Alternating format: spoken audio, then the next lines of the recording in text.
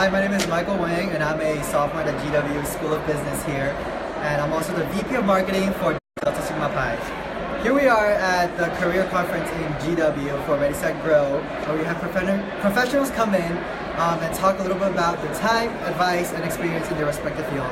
Here we have my guest, Emily Rasowsky, who is a GW grad and a digital marketer. Hey. So Emily, how was the panel? It was awesome. So we just came from a panel on marketing, and the students were really engaged. I felt that, it's just always great to talk to other GW alum or future alumna. We're going to be kicking butt and taking names in the world. Love it. So I know you have experience in marketing communications, and as a student in GW, you founded the GW Student Against Sexual Assault, and also founding All Women in Tech, to now working with WBC EP. So, would you tell us more about your background in marketing? Absolutely. So when I was at GW, right, so I'm a GW grad, as Michael said, I started an organization called SASA, GW Students Against Sexual Assault, which is really where I got started in the marketing space. Our whole goal was to communicate the problem of sexual violence on college campuses. So we plastered campus, we had events, we had trainings, and that was really my first taste in marketing communications. I had a major in economics and liked mathy things, so this was totally a deviation. And then once I graduated from school, I worked at a digital marketing firm called Social Driver, and there I did a lot of work in the tech space and noticed that a lot of women were actually not necessarily elevated in the way that they should, or honored in the way that I felt these kick-ass women around me were just really could get noticed. And so I started an organization called All Women in Tech, which really elevates and features women and the good work that they're doing in the tech sector, often overlooked or often overshadowed. And so through that work, got really engaged in both the female tech community and digital marketing on an even greater scale. And so now the Economic Partnership, the Washington, D.C. Economic Partnership, which is what that mouthful of an acronym stands for, our whole goal is to attract and retain businesses into D.C. So we're a nonprofit, and we work with the Washington, D.C. government, and our whole goal is to bring really awesome businesses to the District of Columbia with the guise of D.C. being the capital of inclusive innovation. So all day, every day, I'm talking about using marketing for social good and how we can bring the most innovative impact leaders to our city.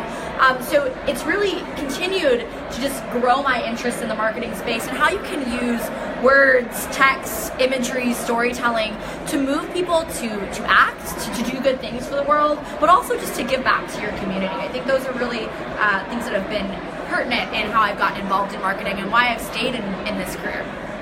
On a note of storytelling, and because this is part of 180 Degrees of Impact, I wanted to ask you, you to talk about using marketing and communications for social change. So what is an example of successful impact-focused marketing campaign that you've been part of? Sure, it's a great question, and I think to that point, storytelling has been one of the most critical components of how I've been successful in whether it's marketing a woman who's really just done something amazing, or digital learning being really important in schools, right? So one campaign that I'm particularly proud of actually is the one that we started with the All Women in Tech company that I created a few years back. So it started with this inception of telling the stories of women who weren't always getting their stories told, and they were in all different sectors of technology. So some were in marketing, some were in sales, working at tech companies, some were engineers, some were designers, some were entrepreneurs who were leveraging tech just to make an impact. And so our whole goal was really based on this idea of inclusion, and that if we could just tell the stories of these amazing people who are inspiring me and my community on a day-to-day basis, maybe we could get their employers and their business owners and their businesses and communities as a whole to recognize them as leaders. And that in and of itself has helped empower women actually get bigger roles, take that chance, or connect with other people to help them get to the next level. So the premise of that was telling their stories and promoting that across digital platforms, which we have thousands of followers on both our Twitter, our Instagram, and our Facebook. And it's a global campaign. So we've featured over 300 women over the span of just a few years, and in-depth profiles, right? Like we asked them pretty deep questions about their career and why they're involved and advice they have for the future generation. And it's gone global. We have women from 6 different continents still working on Antarctica, although I do know there are women there who are prime for profiling and getting their stories. We're working on it. And over a dozen countries. So we've really had the ability to get wide reach through digital storytelling. Wow, so you found success with using your skills to drive social change. Heck yeah! So, in essence, how do you think change makers worldwide can leverage marketing, communications, and stories to achieve their goals? So one of the biggest challenges that I see with marketing comms, or what I hear from businesses often is like, I don't have a budget for marketing, or I don't know how to do this. Well, at the end of the day, marketing and communications is really how you get your audience involved, and really how you get them to see your story and see your perspective. So I would say you have to leverage your tools, the tools you have right in your back pocket, whether that is your people, right, the people around you, you can use to just ask them about themselves, ask them about their stories, get them to tell why they're passionate about what they do, because I think storytelling is an amazing way to leverage resources that you have already without any additional expense. The other piece is taking those stories and making them really go viral. So from my perspective, when I started this Women in Tech campaign, and in reality in other parts of my job, when I'm doing either marketing for the city or when I was marketing for big companies at Social Driver, we were leveraging free resources. We were using social media. We were able to get a global reach with our campaign just by tweeting and tagging the right people. That is leveraging the resources that you have intelligently and just doing your research, knowing who it is that's really influential and who it is that you want to get in front of.